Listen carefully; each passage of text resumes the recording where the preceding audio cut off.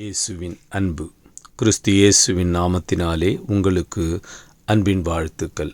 2 கொரிந்தியர் 9:6 பின்னும் நான் சொல்லுகிறது என்னவென்றால், சிறுக விதைக்கிறவன் சிறுக அறுப்பான், பெருக விதைக்கிறவன் பெருக அறுப்பான். பிரியமானவர்களே, வேதம் சொல்லுகிறது, நீ எதை விதைக்கிறாயோ அதையே அறுப்பாய். நீ நன்மையை விதைப்பாயே, ஆனால் நன்மைகளையும் ஆசீர்வாதங்களையும் அறுக்கிறாய். இதோ தீமையை கசப்பையும் விதைப்பாயே, ஆனால் அதையே திரும்ப நீ பெற்றுக்கொள்ளுகிறாய். இந்த உலகத்திற்கு நாம் எதை விதைக்கிறோம் என்பது மிக கவனமாக இருக்க வேண்டும். அடுத்த தலைமுறைகளுக்கு நாம் எதை விதைத்து விட்டு போகிறோம்? நல்ல காரியங்களையா, நல்ல ரோல் மாடலையா, நல்ல விஷயங்களையா, இதோ சாட்சியுள்ள வாழ்க்கையா?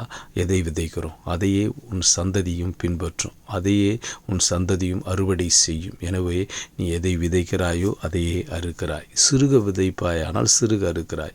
பெருக விதைப்பானா பெருக இருக்கிறாய். நீ அநேகருக்கு கொடுக்கும் பொழுது இதோ கருமித்தனத்தோடு கொடுத்தினா திரும்ப அப்படியே தான் உனக்கு சேரும். இதோ நீ தாராள மனதோடு கூட மகிழ்ச்சியோடு நீ கொடுப்பாயானால் கர்த்தர் திரும்ப அதை நூறத்தனையாய் உனக்கு கொடுப்பார்.